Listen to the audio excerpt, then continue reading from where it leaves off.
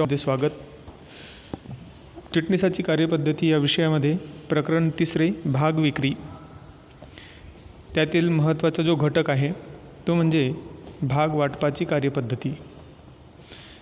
भाग वाटपाची कार्यपद्धती, भागांचे वाटप हे कशा प्रकारे होतं, कोणकोणत्या प्रकारचे कायदेशीर तरतुदी आणि सर्वसाधारण तत्त्वांचा समावेश हा भागांचे वाटप करत असताना केला जात असतो आणि कोणकोणत्या गोष्टींची काळजी ही कंपनीला घ्यावी लागते, या बाबींचा अभ्यास आपण याआधीच्या तासिकेमध्ये केलेला आहे.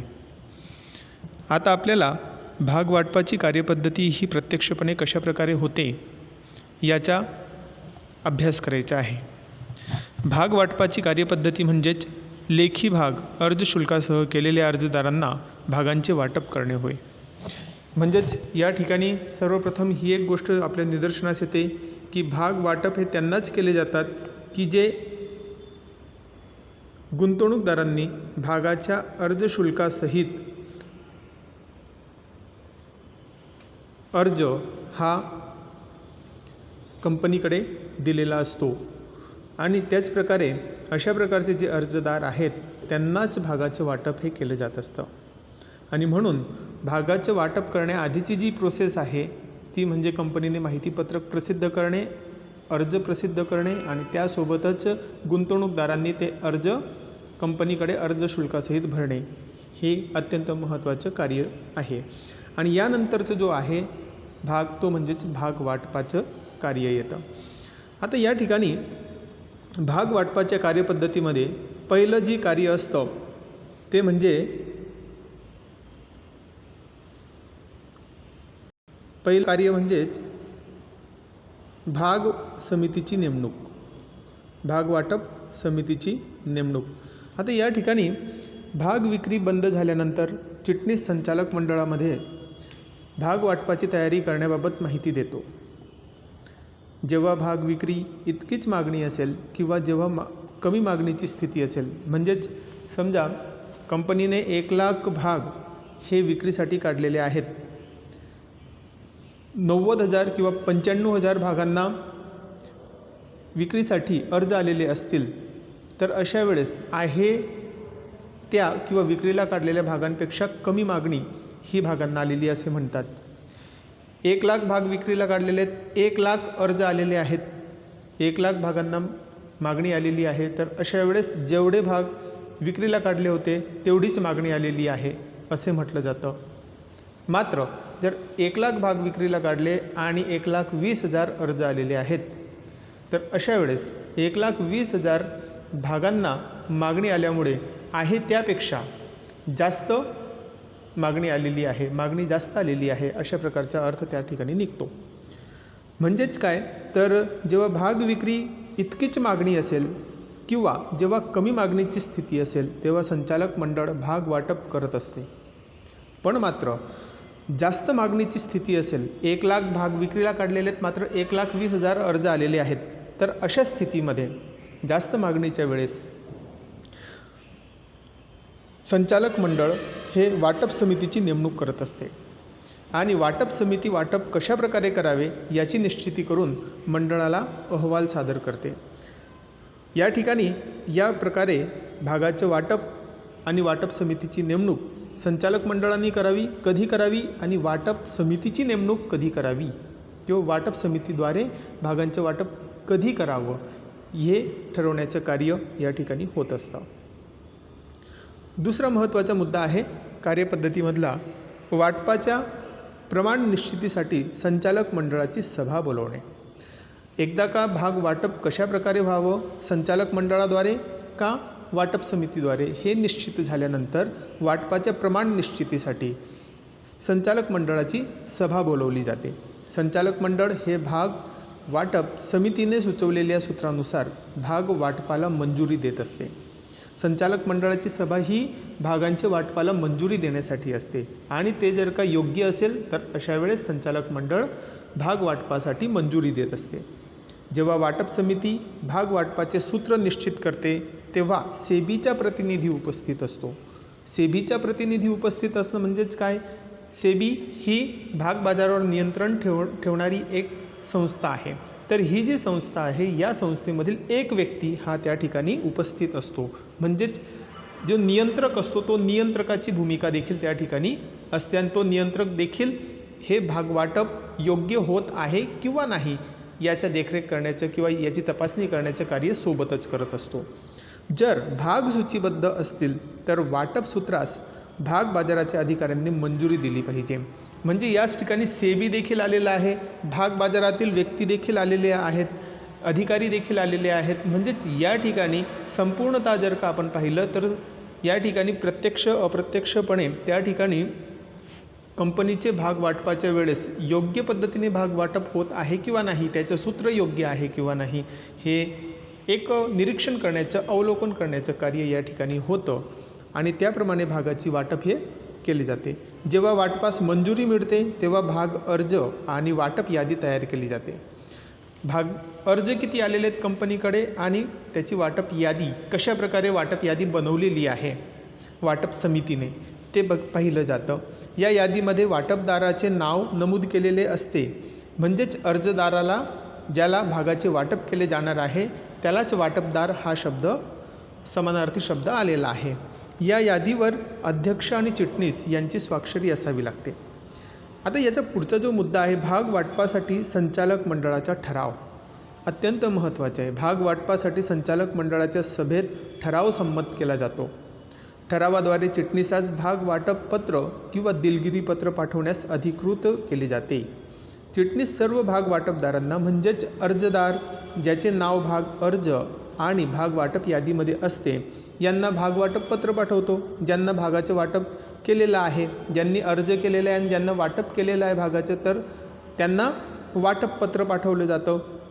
पण जर ज्यांनी अर्ज केलेला आहे त्यांना भाग मिळू शकलेले नाही आहेत अशा गुंतवणूकदारांना किंवा अशा अर्जदारांना मात्र दिलगिरी पत्र चिटणीसाकडून पाठवलं जात असतं किंवा कंपनीकडून दिलगिरी पत्र हे पाठवलं जातं आणि या पत्रासोबतच भाग अर्ज शुल्क देखील पाठवले जाते जे की त्यांनी आधी जमा केलेलं असतं. इलेक्ट्रॉनिक किंवा डिमटेरियलाइज स्वरूपात भाग वाटप करताना भाग वाटप पत्र पाठवले जात नाही कारण की ते इलेक्ट्रॉनिक स्वरूपात असतं, ईमेलद्वारे पाठवलं जातं आणि त्यामुळे NSDL किंवा CDSL या डिपॉझिटरींना भाग वाटपाची माहिती कंपनीकडून कळवली जाते. यामध्ये अर्जदाराचा तपशील, भाग वाटप संख्या इत्यादी सर्व गोष्टी नमूद केलेल्या असतात.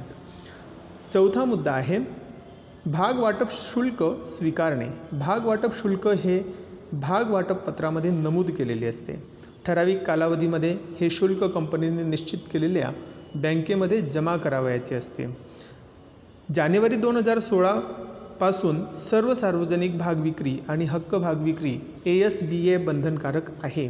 आता ASBA याचा जो अभ्यास आहे आपण मागील तासिकेमध्ये देखील केलेला होता. ASBAचं long form application supported by the block account अशी व्यवस्था ज्यामध्ये अर्जदार त्याच्या बँकेला अर्ज करून भाग अर्ज शुल्क बँक खात्यात अडकवून ठेवण्यास सांगत असतो आणि ज्यावेळेस भागांचं वाटप प्रत्यक्षपणे कंपनीकडून होईल त्यावेळेस ते भाग वाटप घेऊन त्यांच्या कंपनीच्या अकाउंटमध्ये ते पैसे हे ट्रान्सफर होतात. अशा प्रकारची जी अमाऊंट आहे जी ती अर्जदाराच्या वतीने अर्जदाराची बँक ही ब्लॉक करून ठेवत असते, तेवढी अमाऊंट ही ब्लॉक केलेली असते आणि त्यामुळे या योजनेला किंवा या प्रकारच्या सिस्टीमला ASBA असे म्हणतात, application supported by block amount. पुढचा पाचवा मुद्दा आहे त्यागपत्रासंबंधित व्यवस्था arrangement relating to the letter of renunciation.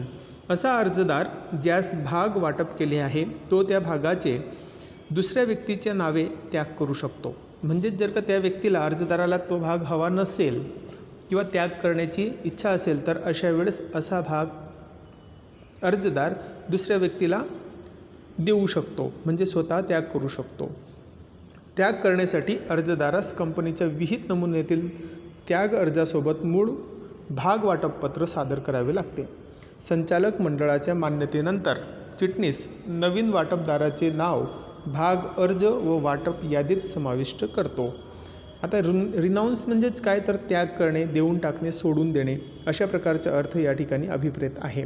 तर मित्रांनो या ठिकाणी त्यागपत्रासंबंधित जे माहिती आहे तर जो अर्जदार आहे पहिला अर्जदार हा दुसऱ्याच्या नावाने त्यागपत्र लिहून ते कंपनीमध्ये तशा प्रकारचा अर्ज सादर करून त्यागपत्र लिहून अशा प्रकारचं स्वतःवरचा जो त्याग करणारा भाग आहे ते भाग दुसऱ्या व्यक्तीला देऊ शकतो. 6वा मुद्दा आहे वाटपपत्र विभाजित करण्याबाबतची व्यवस्था. काही वेळा अर्जदार ज्याला भाग वाटप झाले आहे तो वाटपपत्र विभाजित करण्यासाठी विनंती करू शकतो. विभाजित करणे म्हणजेच काय, तर भाग एक किंवा जास्त व्यक्तींच्या नावाने करणे. संचालक मंडळाचे विभाजनासाठी मंजुरी घेतल्यानंतर चिटणीस विभाजन वाटप यादीमध्ये माहिती नोंदवतो आणि विभाजन पत्रे वाटप करतो. म्हणजे एका भागावर 2-3 व्यक्तींचं जे आहे तो नाव त्या ठिकाणी देऊ शकतो. 7वा मुद्दा आहे भाग वाटप विवरणपत्र दाखल करणे. चिटणीसास कंपनी नोंदणी अधिकाऱ्यांकडे भाग वाटप झाल्यापासून 30 दिवसांच्या आत भाग वाटप विवरणपत्र दाखल करावे लागते. भाग वाटप विवरणपत्रामध्ये भाग वाटपदाराचे तपशील जसे की नाव, पत्ता व भाग वाटपांची संख्या, भागांची दिलेली आणि देय रक्कम इत्यादी माहिती नमूद करतात. 8वा मुद्दा आहे सभासदांची नोंदवही तयार करणे किंवा भाग प्रमाणपत्रांचे वाटप करणे. ज्या अर्जदाराने भाग वाटप शुल्क जमा केलेले आहे त्याचे नाव चिटणीस सभासद नोंदवहीमध्ये नोंदवतो. चिटणीस भाग वाटपापासून 2 महिन्यांच्या आत भाग प्रमाणपत्र तयार करून त्याचे वाटप करत असतो. या ठिकाणी चिटणीस भाग वाटपापासून 2 महिन्यांच्या आत भाग प्रमाणपत्र तयार करून त्याचे वाटप करत असतो. तर मित्रांनो, या ठिकाणी भाग वाटप केल्यानंतर कंपनीकडून 2 महिन्याच्या आत भाग प्रमाणपत्र तयार करून ते वाटप करावे लागते. भाग वाटणी झालेली आहे अशा प्रकारचं जी सूचना आहे ती अर्जदाराला कळवणं हे चिटणीसाचं कार्य असतं आणि ज्यांना भाग वाटप केलेले नाही अशांना दिलगिरीपत्र आणि भाग अर्ज शुल्क परत करणं हे गरजेचं असतं.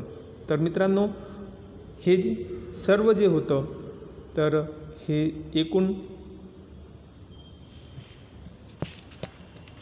8 मुद्दे हे भाग वाटपाची कार्यपद्धती दर्शवणारे होते. तर भाग वाटपाची कार्यपद्धतीमध्ये पहिला जो मुद्दा आहे वाटप समितीची नेमणूक, दुसरा मुद्दा आहे वाटपाच्या प्रमाण निश्चितीसाठी संचालक मंडळाची सभा बोलवणे, मंजुरी या ठिकाणी दिली जाते. तिसरं भाग वाटपासाठी संचालक मंडळाचा ठराव, संचालक मंडळाच्या सभेमध्ये एक ठराव संमत केला जातो आणि भाग वाटप समितीने ज्या प्रकारे सूत्र मांडलेलं आहे त्या सूत्राला मान्यता देण्याचं कार्य भाग वाटप संचालक मंडळामध्ये केला जातो. त्याचप्रकारे चौथा मुद्दा आहे भाग वाटप शुल्क स्वीकारणे. ASBA पद्धतीने भाग वाटप शुल्क हे कंपनीकडून स्वीकारलं जातं.